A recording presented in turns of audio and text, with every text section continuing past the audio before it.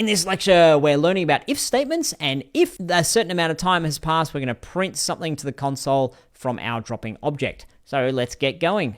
A quick reminder of where we're at in our process here. We have already created a time.time timer, and next up we're creating an if statement. So we're saying do a thing if a certain amount of time has elapsed. That means we're going to talk about if statements. If statements are a conditional. Conditional is if a certain condition is met, then something happens. And if statements are an example of that. The way we write that is starting off with the keyword of if, and then open close parentheses. Within our parentheses, we're stating the thing that needs to evaluate to either true or false. For example, if I was to say in here, if 1 is greater than 0. And we know that 1 is greater than 0, so that would resolve as true. If it evaluates to true, then we do whatever is in the code block. We execute this code. If this thing, then do that thing. And you know me, I like to use silly real-world examples. So if you're in the mood for poning some noobs in a game, then play some Steam games. Why Steam games? Well, everyone knows that PC games are the best. Please don't flame me or hate me.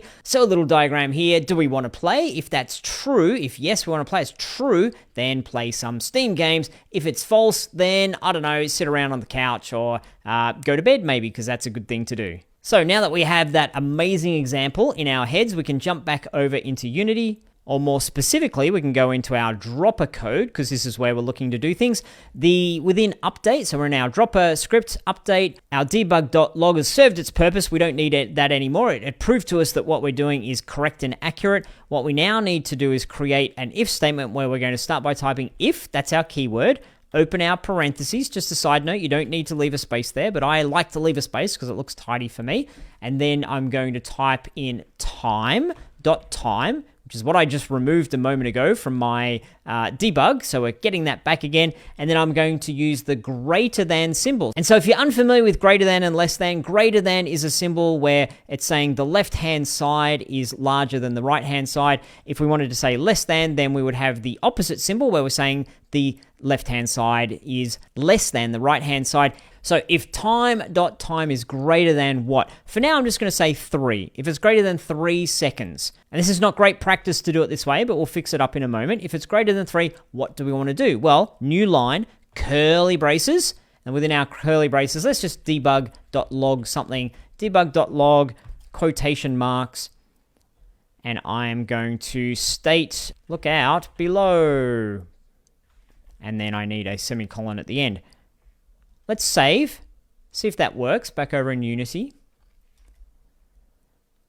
Bring up the console, click on play, wait for a moment, 1, 2, 3, and then blah, look out below, fantastic. And then you see it keeps printing it out over and over and over and over and over because it's in our update method and it's wanting to, it's, yes, time.time is greater than 3, so I'm going to keep logging this out, logging it out. That's fine for now. That's okay. So it's at this point I've got a challenge for you because I don't like that we've got this 3 just sitting there. It's a magic number that's baked into our code, and that's super bad practice. We want this to be a variable so that we can easily change it and modify it. So your challenge is to use a variable for time to wait. Instead of hard coding 3 seconds, which we've done, use a variable for the time to wait. There's a hint in that there that can be easily changed in the inspector.